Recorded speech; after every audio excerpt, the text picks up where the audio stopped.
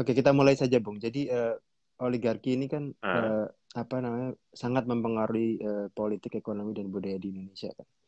Nah, mhm. eh, sebagaimana kita ketahui, bapak oligarki Indonesia itu Soeharto. Yang Mhm. yang yang menjadi pertanyaan, oligarki di Indonesia itu dimulai di era Soeharto, tidak dimulai di era Soekarno. Ya. Ya, itu menarik ya. Ya, jadi yang kalau merujuk pada buku tulis oleh Jeffrey Winters ya, dia belak-belakan menulis hierarki hanya baru dimungkinkan di era Soeharto, karena di era Soekarno sendiri pada waktu itu kan Soekarno sejak 45 sampai dia digantikan ya, mulai dari digantikan temporer sampai permanen oleh Soeharto, ekonomi Indonesia pada waktu itu carut marut. Ya, jadi tidak memberi kesempatan sebenarnya bagi kekuatan-kekuatan ekonomi untuk muncul. Nah, baru di era Soeharto kita bisa melihat bahwa Soeharto menggandeng beberapa pengusaha besar, mulai dari Salim Group, ada juga Eka Cipta, dan beberapa pengusaha-pengusaha senior, konglomerat-konglomerat generasi pertama Indonesia yang bisa tumbuh di bawah Soeharto. Nah, ini yang menarik, bagaimana caranya sampai konglomerat itu bisa berubah menjadi oligarki. There is nothing wrong to become rich ya. Tidak salah untuk menjadi konglomerat. Dan di hampir semua negara di dunia konglomerasi itu terjadi. Tapi menarik, di beberapa negara konglomerat itu punya power untuk bisa menjadi oligarki. Nah, di era Soeharto, jadi awalnya itu kenapa pemerintah atau ya itu pada waktu itu Soeharto ya, bahkan sebenarnya Soekarno sempat membawa pengusaha juga ya. Ada juga kliknya Soekarno dengan pengusaha, tapi tidak sempat berkembang seperti di zamannya Soeharto. Di zamannya Soeharto ini dia memanfaatkan pertama pengusaha sebagai apa, pionir, uang, punya jejaring dan sebagainya. Jadi yang bisa memboosting ekonomi Indonesia terkait dengan strategi developmentalisme yang di Indonesia yang diterapkan oleh Soeharto ya. Jadi ekonomi first, ekonomi pertama. Nah, cilakanya ketika ekonomi digerakkan oleh Soeharto, pada saat yang bersamaan juga dia memberikan lebih dari sekedar karpet merah ke pengusaha-pengusaha ini. Jadi di era Soeharto, oleh Jeffrey Winters disebut di mana patron utama adalah Soeharto ya. Tapi di bawah Soeharto, oligarki ini punya kekuatan karena mereka terhubung partai politik pada waktu di zaman Orde Baru dengan Golkar. Mereka jadi sponsor utamanya Golkar.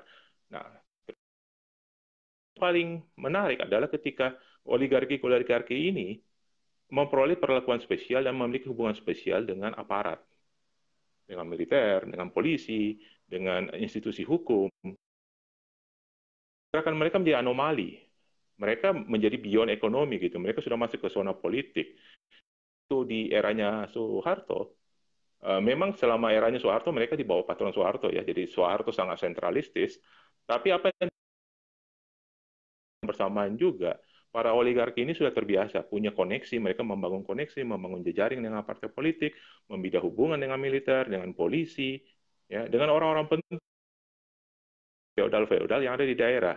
So ada proses mereka membeli orang nih. Nah, di proses Mhm. Oke, iya. Jadi sorry kan gini, ya apa namanya, Hah? oligarki yang dimulai di zaman Soeharto itu eh, Mhm. sangat entrenched dalam politik di Indonesia kan akhirnya. Nah, ini para oligarki ini memelihara ormas, memelihara politisi, memelihara aparat, Mhm. dan ada anomali juga di mana para oligarki ini kan karena warisan di zaman Belanda di mana ada stratifikasi para apa ya para penduduk zaman Hindia Belanda kan kemudian banyak yang menjadi oligark ini, yang menjadi pedagang pengusaha ini banyak dari golongan Cina, Arab dan sebagainya. Mhm. Jadi eh, Betul. ketika ketika itu apa namanya diwejawantahkan dalam politik Orde Baru, eh, di mana penguasanya itu penguasa kulit coklat, yaitu Mhm. pribumi, dan kemudian para pengusaha dan pedagangnya kebanyakan dari Cina dan Arab. Mhm. Jadi di dalam politik mereka ini seolah-olah bersatu, tapi maksudnya di belakang Mhm. layar, tapi Ya. di permukaan mereka seolah-olah bertengkar. Itu fenomena Mhm. semacam apa itu, Bu? Ya, jadi eh, itu bukan yang baru ya. Jadi memang di sejak Indonesia merdeka itu dan terutama di Orde Baru ada namanya fenomena Alibaba dan Baba Ali. Hmm. Kalau kalau familiar dengan istilah ini, Alibaba dan Baba Ali. Gimana itu? Kalau Alibaba kan Ali atau pribuminya di depan, babanya di belakang.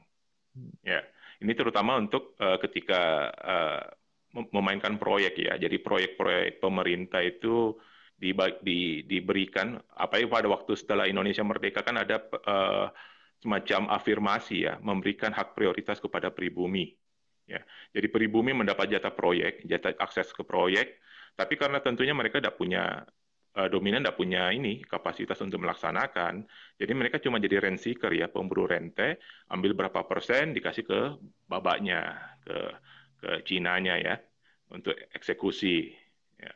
Dan itu berlangsung sampai hari ini, kita bisa melihat di banyak tempat.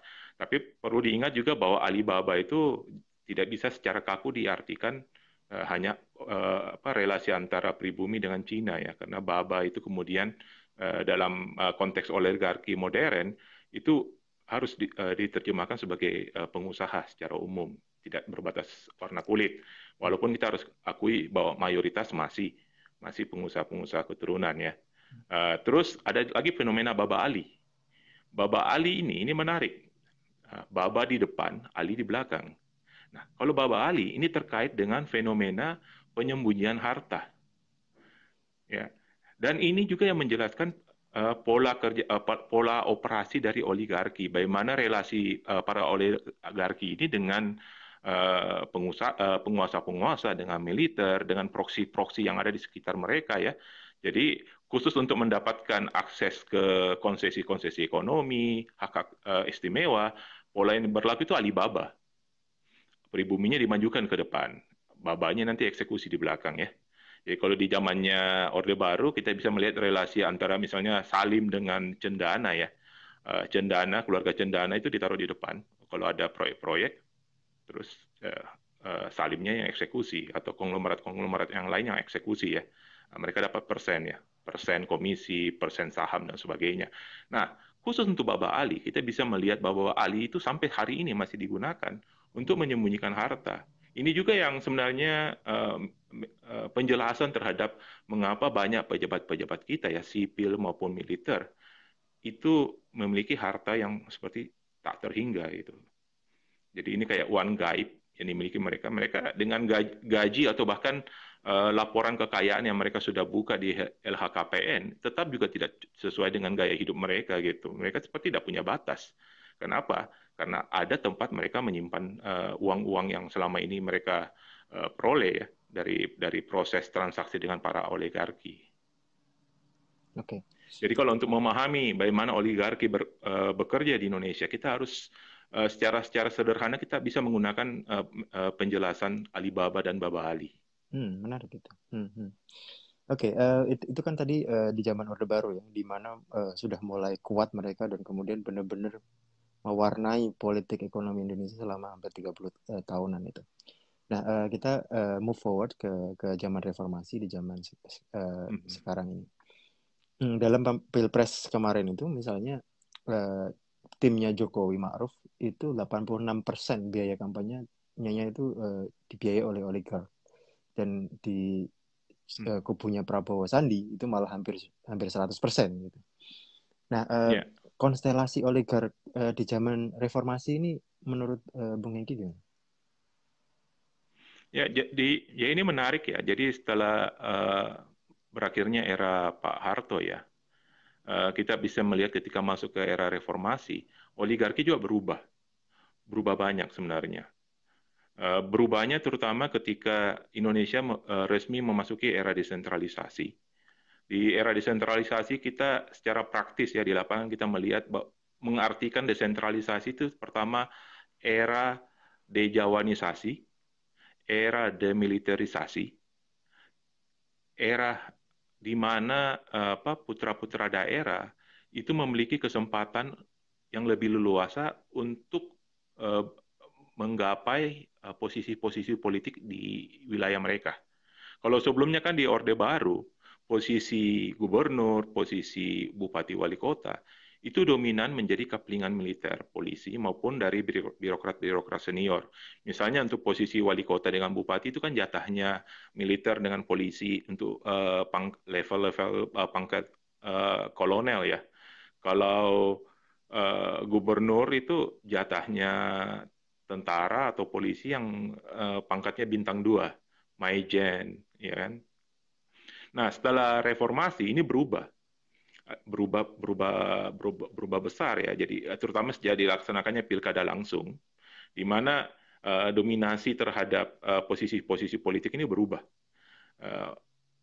Politisi-politisi daerah yang sebelumnya hanya punya kesempatan untuk bermain di DPR maksimal atau bermain di partai politik, mereka punya kesempatan kemudian menjadi kepala daerah. Nah, kita perlu ketahui bahwa di era Orde Baru, sebenarnya oligarki-oligarki yang ada di daerah itu sudah ada. Cuma karena kesempatan mereka masuk di politik itu hanya untuk dalam kapasitas aktif di partai politik, umumnya kalau bukan jadi anggota aktif, mereka main di sebagai bendahara, karena kepentingan mereka cuma mengamankan proyek-proyek, ya akses mereka ke proyek. Nah, di Orde Reformasi, di periode desentralisasi, mereka punya kesempatan yang sangat besar ya, untuk bisa mengakses jabatan-jabatan politik. Either mereka langsung atau mereka memberikannya kepada keluarganya. Jadi kita bisa lihat ya sejak desentralisasi dimulai di 2001 ada banyak pemekaran wilayah dan sebagainya. Proses pemekaran sendiri itu tidak murah. Mahal sekali karena untuk setiap pemekaran wilayah membuat kabupaten, membuat provinsi baru itu melalui proses perundang-undangan. Dan proses perundang-undangan untuk pemekaran itu mahal. Itu butuh cukong, butuh bohir, butuh dana besar untuk mengongkosi proses peresmian dari sebuah daerah baru. Nah, disitulah oligarki bermain. Mereka investasi. Mereka investasi, pemekaran dulu, atau daerah-daerah yang sudah eksis, mereka bermain langsung di pilkadanya gitu. Mereka berusaha mengamankan posisi-posisi politik. Nah, apa timbal baliknya bagi mereka? Kita bisa melihat bahwa timbal baliknya di pilkada-pilkada adalah mereka berebut izin, konsesi lahan, izin tambang, dan sebagainya, izin akses ke hutan. Ini semua yang sudah menjadi warna di desentralisasi. Dan ini juga menjadi pola baru dari permainan para oligarki. Jadi kalau sebelumnya di zaman Orde Baru, para oligarki itu cukup mengamankan akses izin dari Pak Harto, dari Soeharto kan. Di desentralisasi semuanya berubah. Mereka harus bermain di level bawah, di level daerah. Untuk mendapat izin, mendapatkan akses, mereka harus mengamankan posisi politik. Either mereka sendiri yang bermain di sana. Jadi kita juga lihat bahwa di era desentralisasi banyak oligarki yang langsung bermain ya di politik, terutama oligarki daerah mereka yang mencalonkan diri sebagai kepala daerah. Ada beberapa yang jadi gubernur, terutama di provinsi-provinsi baru. Nah, ketahuan di belakang layar mereka juga yang menjadi cukongnya kan, mereka yang membayar. Nah, kita melihat juga oligarki di era desentralisasi setelah reformasi ya makin berwarna. Jadi sebelumnya kalau kita bicara soal oligarki di era Soeharto, dominan dikuasai oleh oligarki yang berlatar etnis Tionghoa. Tapi kalau dalam konteks desentralisasi ini menjadi lebih berwarna lagi. Makin banyak orang-orang kaya pribumi yang kemudian bisa mengamankan posisi-posisi politik di wilayah masing-masing. Jadi ada sentimen primordial yang dimunculkan, sentimen kesukuan, latar belakang feodal yang mereka miliki itu muncul semua. Terutama kalau kita mau lihat yang seperti ini, kalau kita lihat di daerah-daerah seperti Kalimantan, Sulawesi, ini dominan, sangat dominan muncul, identitas kesukuannya muncul. Dan orang-orang kaya daerah itu bermain di sana, menguasai masa pemilih dan sebagainya. Kalimantan yang paling kelihatan. Terutama karena kalau kita lihat ya tahun 2000-an awal itu kan orang kabupaten paling kaya di Indonesia itu Kutai Kartanegara kan. Jadi oligarki yang muncul itu sebagai kepala daerah di Kutai adalah orang kaya yang sudah lama di sana. Pak Saukani almarhum itu adalah orang orang kaya di sana dan dia sangat cerdas. Dia menguasai Kutai, menguasai akses ke tambang dan dengan perusahaannya sendiri dijalankan akses-akses tersebut dan kemudian dia akan berbagi dengan apa investor-investor yang lain atau oligarki-oligarki lain yang masuk ke wilayahnya. Jadi memang perubahannya besar. Nah, terus berlangsung dalam hal pilpres. Kita bisa melihat bahwa di pilpres yang kemarin itu sebenarnya duel antara oligarki. Prabowo dengan Sandiaga Uno itu jelas oligarki. Ya. Kalau Jokowi latar belakangnya pengusaha ya, tapi dia punya akses yang besar sekali ke pengusaha-pengusaha lainnya. Dan memang sejak 2012 kita bisa melihat bahwa proses pembiayaan politik untuk tingkat nasional ini memang pentas di mana para oligarki bermain, mereka mendanai persaingan antara dua tokoh ini, antara Prabowo dengan Jokowi. Prabowo mengeluarkan uangnya sendiri, tapi kita juga tahu bahwa ada sponsorship dari beberapa konglomerat yang lain ke Prabowo. Begitu juga Jokowi kan siapa yang ada di belakangnya. Sebelum era dari Jokowi sendiri kita bisa melihat misalnya SBY sangat dekat dengan siapa, dengan grup yang mana kan, yang apa pendirian Partai Demokrat sendiri itu kan terkait sebenarnya dengan sponsor-sponsor dari pengusaha-pengusaha besar. Jadi memang relasi antara pemimpin ya, pemimpin nasional maupun pemimpin daerah dengan para oligarki itu tidak pernah putus. Bahkan bisa dikatakan bahwa setelah era Soeharto, di mana dia awalnya sangat sentralistis, sangat dominan di kontrol Soeharto, di era reformasi ini, oligarki terlihat seperti mereka, they do their own shopping, ya, mereka berbelanja kepala daerah, mereka menjadi kingmaker di banyak daerah kan. Masing-masing oligarki punya jagoan sendiri gitu. Makanya tidak heran juga kalau kita kemudian melihat ada di beberapa kasus persinggungan antara oligarki. Yang menarik itu misalnya yang salah satu yang saya sudah share ke Bung Amin, yang kasus di Kalimantan ya ketika oligarki daerah gesekan dengan oligarki tingkat nasional ya, dan itu melibatkan aparat, yang satu pegang polisi, yang satu pegang tentara. Nah, ini menarik. Bagaimana ketika oligarki saling gesekan. Tapi yang lebih menarik lagi bahwa oligarki itu sebenarnya gesekannya tidak pernah kencang. They always know how to find their own way to make peace. Itu yang selalu menarik dari oligarki. Mereka tidak bablas-bablasan untuk kemudian saling cakar-menyakar ya. Jadi begitu sudah ada hasil dari proses politik, mereka dengan cepat kemudian bisa recover, bisa kemudian berbagi kuasa dan sebagainya. Ya, Bisa seperti dikatakan seperti bahwa kejadiannya Jokowi dan Prabowo kan, mereka seolah-olah iya, berada di pihak yang sangat berbeda, tapi ketika sudah berkuasa akhirnya bekerja sama juga gitu. ya betul. Karena ini juga yang menarik ya, beberapa Indonesianis yang sudah mengkaji soal ketegangan politik di Indonesia, kemudian berkesimpulan bahwa Indonesia ini menarik, bahwa ada selalu proses mekanisme damai antara para kontestan politik. Dan proses damainya itu lebih terdorong karena aspek ekonomi ya. Hmm.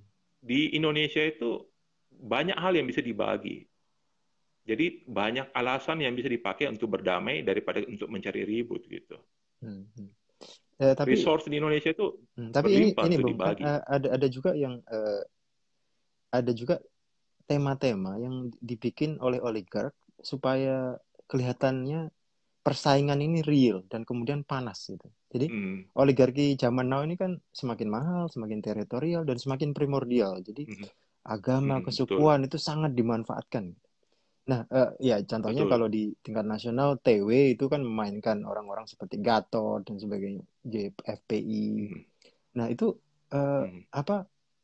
Kenapa mereka suka sekali memanfaatkan sentimen-sentimen primordial ini? Menurut Bung Hengki, apa manfaat terbesar dari sentimen-sentimen ini? Saya pikir salah satu faktor yang membuat kemudian oligarki bermain sentimen ini ya, karena proksi atau perpanjangan tangan atau aktor-aktor operator politik yang ada di lapangan menawarkan skenario yang seperti itu kepada mereka. Ketika bagaimana caranya kemudian membuat politik menjadi hangat, bukan cuma hangat ya, tapi sebenarnya sentimen-sentimen primordial ini lebih digunakan untuk menciptakan tekanan politik kepada incumbent, kepada pihak lawan. Jokowi juga sebenarnya menggunakan sentimen seperti itu, sentimen primordial dan sentimen agama, tapi dalam konteks yang populer, dalam konteks yang lebih yang positif positif kan ya, ya, betul ya. yang positif betul. Itu jadi itu yang dimainkan, dibikin kubu hitam putih gitu. Dan ini menarik bahwa biarpun secara logis ya kita tahu bahwa orang mempermainkan identitas primordial, identitas agama, tapi masih saja ada orang, ada kelompok yang meyakini jualan-jualan seperti itu. Nah, ini yang dimainkan oleh operator politik karena dengan adanya kenyataan bahwa bahkan kita melakukan bullshit pun masih ada yang percaya. Berarti ini jadi peluang suara kan bagi mereka. Peluang massa yang bisa digiring, bisa dipelihara. Jadi kalau ditanya kenapa oligarki sampai memutuskan untuk menggunakan isu-isu primordial yang sensitif seperti ini sangat tergantung pada operator politik apa yang mereka pilih gitu, operator politik yang mereka jadikan sebagai kaki tangan di lapangan. Ini juga yang menjelaskan perbedaan antara misalnya kubu Jokowi dengan kubu Prabowo pada waktu pemilihan ya. Kenapa kubu Prabowo Jokowi kemudian cenderung menjadi lebih logis, lebih populis, lebih positif, dan sebaliknya yang lain dan di kubu sebelah melakukan hal yang sebaliknya. Ini karena operator politiknya yang begitu. Dan ini sebenarnya tidak terjadi hanya pada kubu Jokowi dan kubu Prabowo. Kalau kita lihat ke pilkada juga begitu. Jadi seorang calon kepala daerah pun kadang dia tidak bisa kendalikan operator politik di lapangannya. Kalau operator politik di lapangannya memang mainannya sudah selalu sentimen primordial, jadi ada kecenderungan akan bablas ke arah sana gitu. Tidak bisa diarahkan untuk melakukan hal yang berbeda. Nah, hal yang sama yang terjadi di tingkat nasional antara Prabowo dengan Jokowi, kita bisa melihat bahwa yang kemudian yang menjadi tema-tema kampanye atau tema-tema propaganda yang digunakan oleh Jokowi dan Prabowo itu lebih banyak ditentukan oleh operator politik yang mereka miliki. Nah, pertanyaannya, apakah oligarki ini tidak menghadapi resiko? Tentunya mereka menghadapi resiko.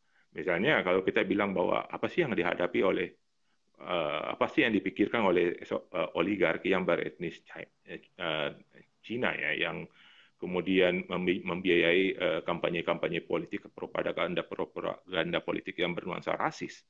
Tentunya ada risiko yang mereka hadapi. Tapi saya yakin bahwa mereka sudah menyiapkan pemadam kebakaran. Karena Pemadam mereka kebakarannya memegang apa itu lehernya ini, kira-kira? orang-orang operator politik kan.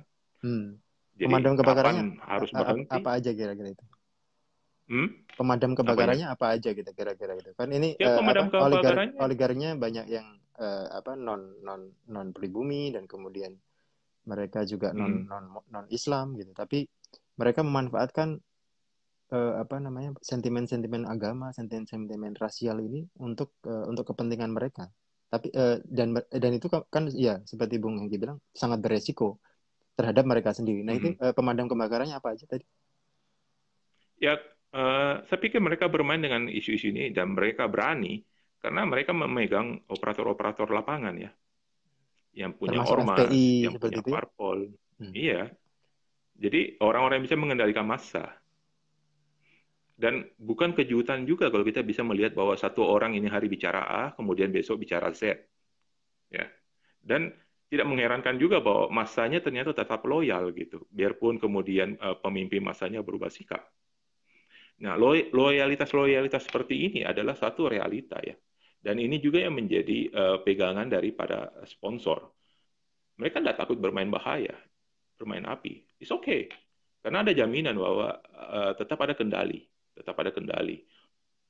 Bukan cuma terhadap ormas dan sebagainya.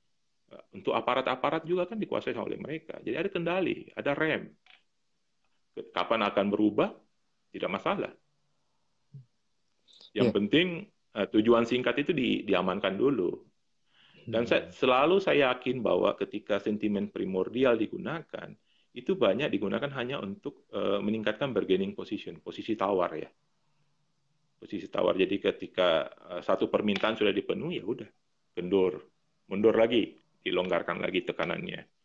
Seperti itu saja kan, diulang-ulang terus, diulang-ulang terus. Nah, ini juga kemudian penting bagi masyarakat di Indonesia ya, untuk sadari, untuk kemudian memahami lebih jelas tentang oligarki dan bagaimana cara mereka bermain di politik kita gitu. Nah, sesuai dengan judul diskusi hari ini kan, Indonesia di dalam cengkeraman oligarki. Publik itu harusnya aware, jadi semakin dewasa, semakin paham bagaimana cara kerjanya oligarki. Kita banyak contoh-contoh di mana ketika oligarki bekerja, mereka diuntungkan oleh sikap masa bodoh dari publik. Beberapa tahun yang lalu misalnya kebakaran hutan di Kalimantan ya, jelang pilkada itu tahun 2015.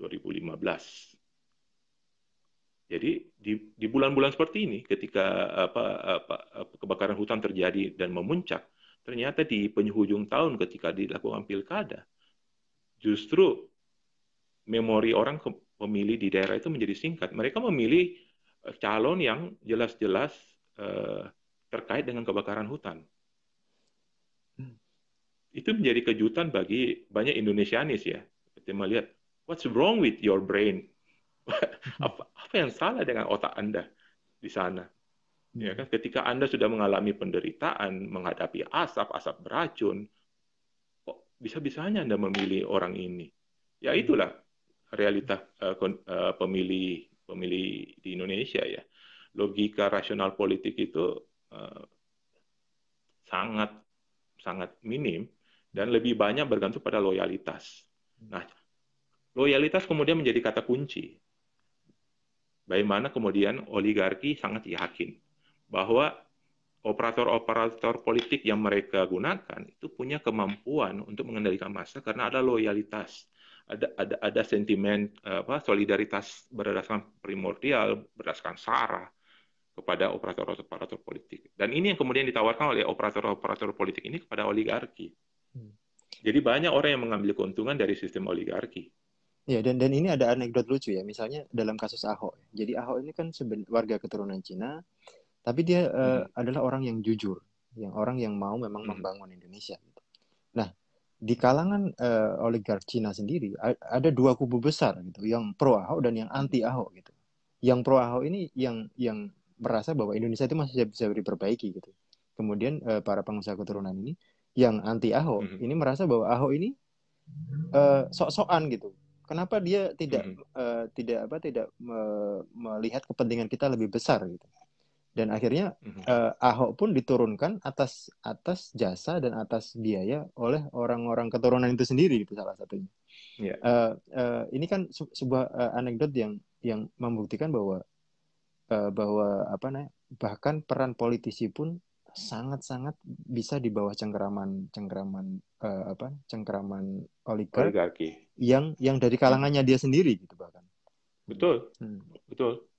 Sebenarnya yang gini ya, ini juga anekdot ya. Sebenarnya orang-orang Chinese itu ya tidak pernah merasa nyaman kalau ada dari kalangannya yang menjadi pemimpin dan berusaha untuk benar. Menjadi benar, jujur, itu sepertinya bukan hal yang populis. Kalau di hadapan cukong-cukong. Nah, Ahok, kebetulan menyebutkan Ahok ya. Sebenarnya Ahok itu menjadi satu contoh bagaimana seorang penguasa politik ya, dalam hal ini gubernur, berusaha untuk mengendalikan oligarki. Jadi oligarki itu kan sebuah keniscayaan ya. Kita tidak bisa menghilangkan oligarki. Itu satu. Satu-satunya harus kita lakukan terhadap oligarki itu adalah oligarki dikendalikan. Dibuat tertib, ikut aturan. Dan itu yang dilakukan oleh Ahok. Dalam 1 tahun lebih dia berkuasa itu, sebenarnya yang dalam proses atau hal-hal yang dia pertontonkan ke kita itu, bagaimana caranya dia berusaha untuk mengatur oligarki.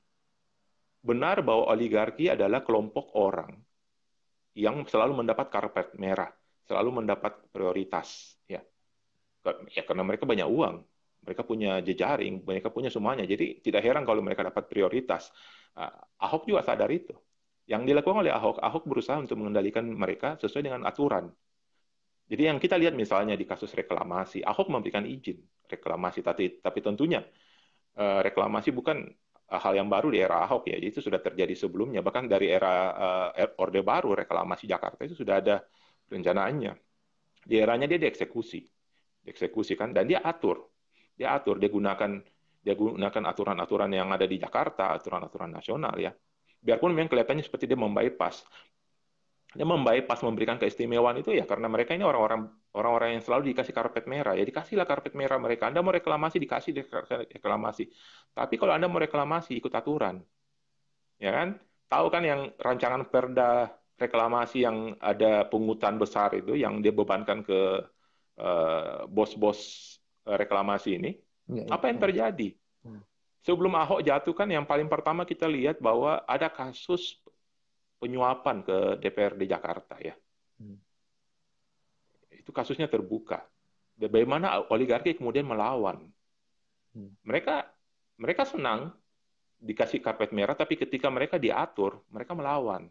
Dan proses melawan kepada Ahok itu berkepanjangan sampai Ahok jatuh ya.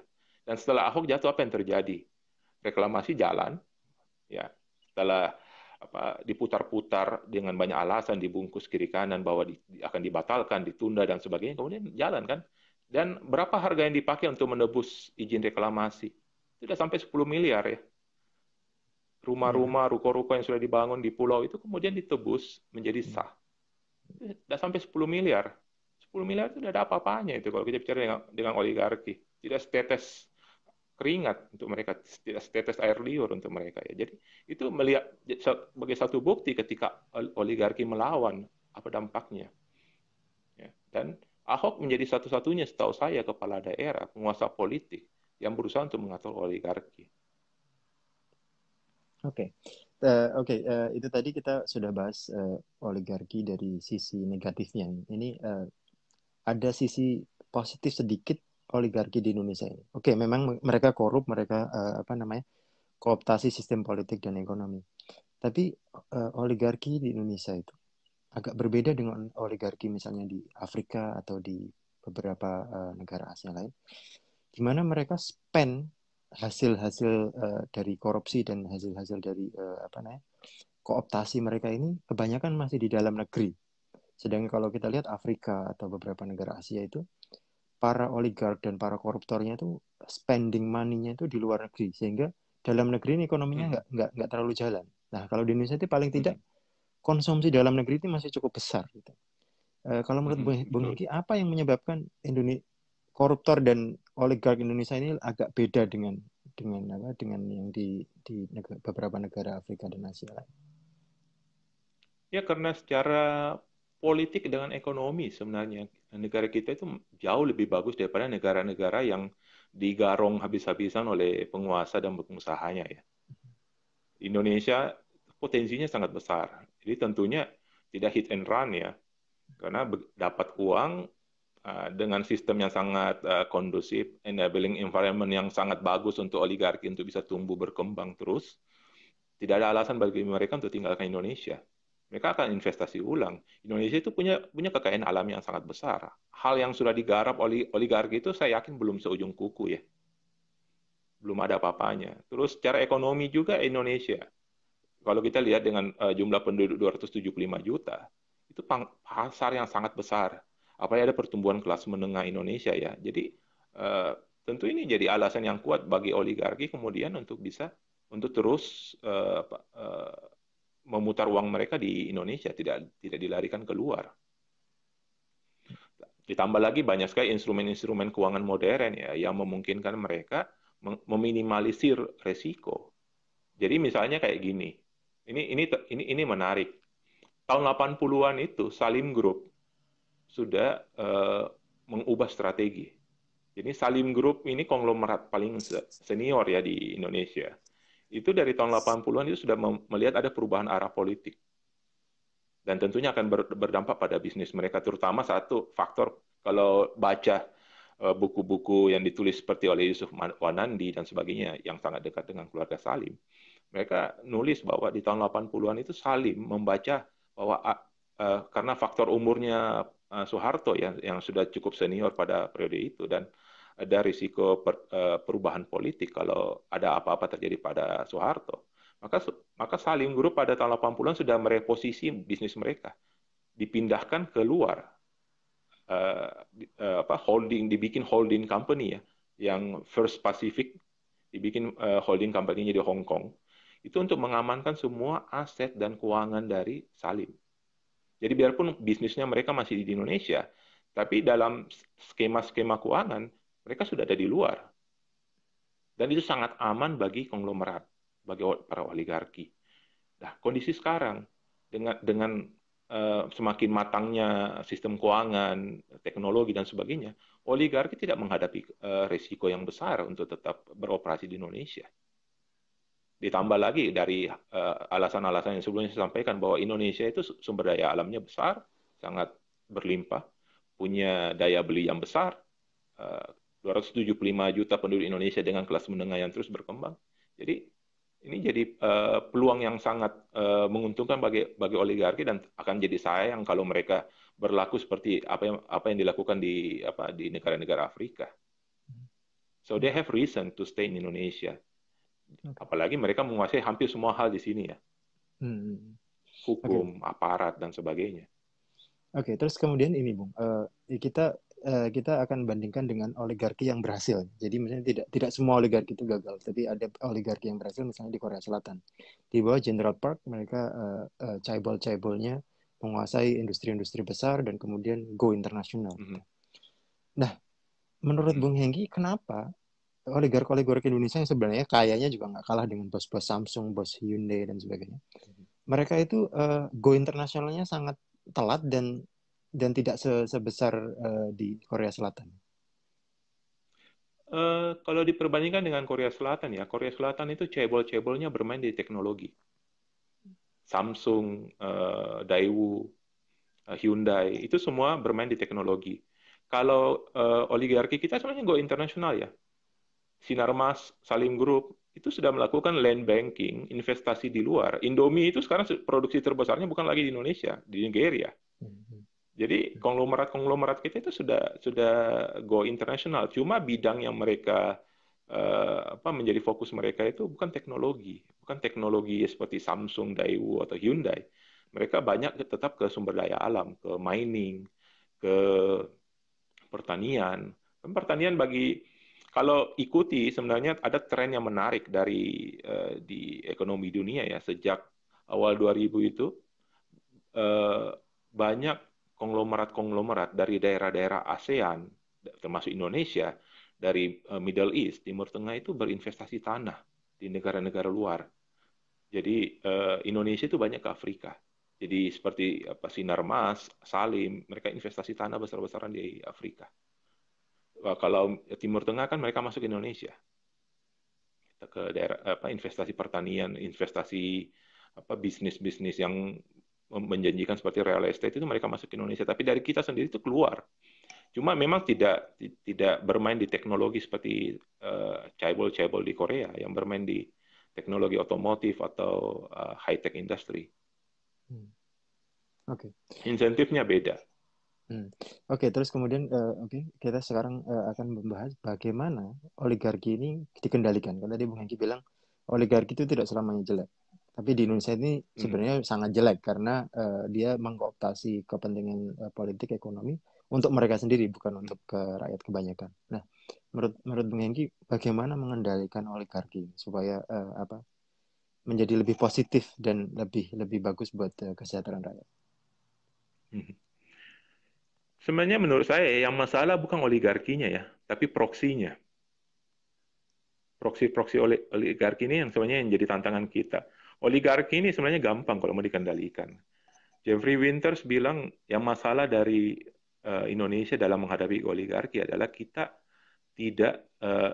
gagal untuk mereformasi hukum, menghasilkan perangkat-perangkat hukum, menghasilkan sistem yang bisa mengatur para oligarki. Nah, sampai hari ini, kenapa oligarki begitu kuat yang keramanya? Adalah karena sistem hukum di Indonesia ini belum berubah banyak. Arah untuk mereform, memperbaharui, memperbaiki hukum kita ini terus terang maju mundur ya. Terakhir KPK. KPK situasinya bagaimana? KPK menjadi salah satu kunci sebenarnya untuk bisa mengendalikan korupsi, mengendalikan suap menyuap yang banyak terkait dengan para oligarki dan proksi-proksi para operator mereka kan. Nah, di Indonesia yang kita lihat banyak bahwa eh, kalau kita mau kendalikan oligarki, kita harus bisa mereformasi hukum, termasuk juga mereformasi aparat hukum. Institusi-institusi hukum di Indonesia seperti kepolisian, kehakiman, kejaksaan itu belum berubah banyak. Apa yang terjadi di zaman Soeharto sampai hari ini masih berlangsung. Nah, mereka ini semua yang kemudian menciptakan zona nyaman bagi para oligarki untuk tidak mengikuti aturan. Seandainya kita bisa mereformasi, bukan cuma hukumnya, tapi juga mereformasi lembaga-lembaga hukum, maka saya yakin oligarki akan bisa diatur. Ada banyak hal yang kita harus lakukan sebagai pekerjaan rumah di bidang hukum. Dan ini belum kita kerjakan sama sekali. Bahkan yang dalam beberapa tahun terakhir, misalnya KPK kemudian saat ini bisa dikatakan bahwa mengalami kemunduran serius. Ini menjadi satu kekecewaan karena langkah mundur yang sangat besar dengan di mana kita masih kekurangan di bidang hukum, lembaga seperti KPK kemudian dilemahkan. Itu jadi satu fenomena ya, fenomena bahwa di mana masa depan Indonesia untuk tetap di bawah cengkeraman oligarki itu masih sangat kuat. Kita masih sangat panjang ke depan ini untuk berhadapan dengan oligarki. Terus kalau Oligarki kita yang tidak mau ikut hukum. jadi gini, Bung, kalau kita ikut trajektori negara-negara Asia yang cukup maju sekarang ini ya, misalnya Cina itu punya Deng Xiaoping, terus kemudian Korea Selatan itu punya General Park, Malaysia punya Mahathir, Singapura punya Lee Kuan Yew gitu. Jadi butuh orang-orang besar, orang-orang yang punya visi besar dan kemudian mampu menjalankan visinya itu untuk kemajuan bangsa gitu. Apakah menurut Bung Hengki salah satu permasalahan terbesar Indonesia ini selama ini tidak punya orang-orang yang bold enough untuk melakukan visi-visi besar itu? Itu satu faktor ya. Satu faktor bahwa kita tidak punya leadership yang kuat, yang punya komitmen untuk melakukan reformasi ya, untuk mengendalikan oligarki.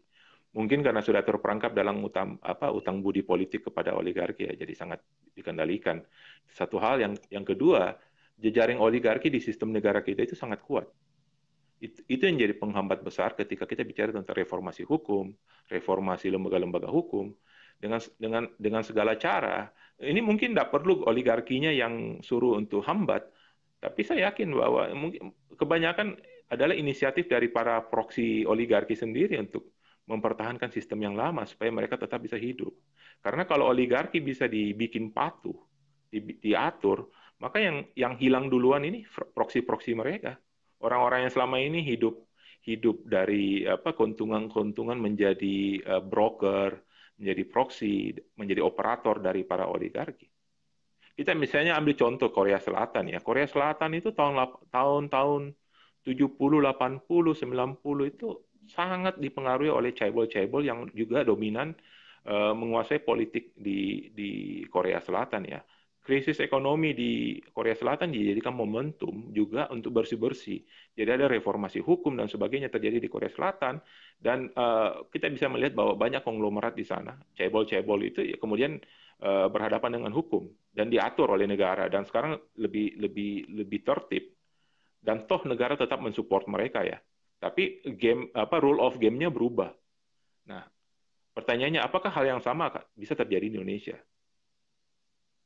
Itu dimungkinkan terjadi. Saya yakin sekali bahwa bisa terjadi dan oligarki ini konglomerat yang ada di Indonesia yang sekarang menjadi oligarki itu saya yakin bisa sekali diatur, bisa sekali diatur. Bisa sekali diatur. Cuma masalahnya banyak sekali pelindung, banyak sekali orang-orang yang memberikan perlindungan kepada oligarki ini. Yang kemudian mereka sangat yakin juga pada saat bersamaan bahwa mereka akan tetap bisa melanjutkan modus operandi atau cara mereka beroperasi sampai waktu tak terhingga gitu. Apalagi dengan sistem election yang 5 tahun ya, yang 5 tahun ini dan sangat mahal. Ini menjadi kesempatan bagi mereka untuk menciptakan utang budi politik ya kepada pemimpin-pemimpin baik mau di daerah maupun di nasional. Oke, jadi Jadi memang ya mhm. Jadi memang apa namanya rule of law ini memang perlu diterapkan lebih keras lagi ya sebenarnya ketika ketika apa salah satu sebagai salah satu pengendali oligarki ini. betul, betul. Eh, Sejauh ini ya banyak orang memang bicara soal untuk membuat hukum yang lebih tegas. Tapi yang masalahnya ketika orang-orang mengkritisi oligarki, sekali lagi seperti tadi yang Bung Amin sampaikan bahwa banyak sentimen-sentimen yang sebenarnya tidak rasional yang diarahkan ke oligarki. Akhirnya solusinya jadi tidak jelas. Banyak yang ketika orang bicara soal oligarki, kemudian bernuansa sentimen rasialis.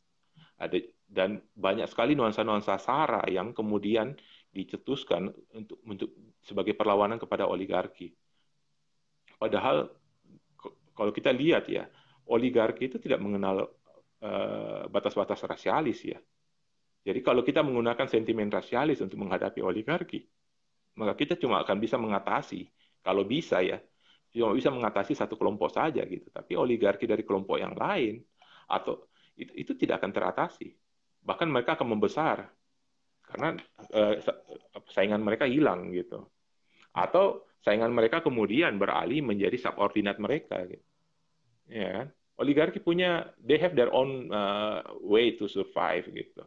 Dan mereka selalu memanfaatkan kelemahan-kelemahan kita, cara berpikir kita yang setengah matang, cara berpikir kita yang masih dipengaruhi oleh sentimen rasialis dan solusi-solusi yang tidak logis ya ketika berhadapan dengan oligarki. Dan akibatnya reformasi hukum dan sebagainya itu justru hilang. Oke, terima kasih Bung Hengki atas waktunya dan terima kasih kawan-kawan juga atas kehadirannya di diskusi kali ini. Jadi di diskusi peradaban tadi sudah jelas bahwa cengkeraman oligarki yang sangat besar di Indonesia itu sebenarnya punya jalan keluar yaitu dengan mencoba rule of law yang kemudian bisa membuat oligarki-oligarki ini bekerja untuk kepentingan bangsa juga gitu.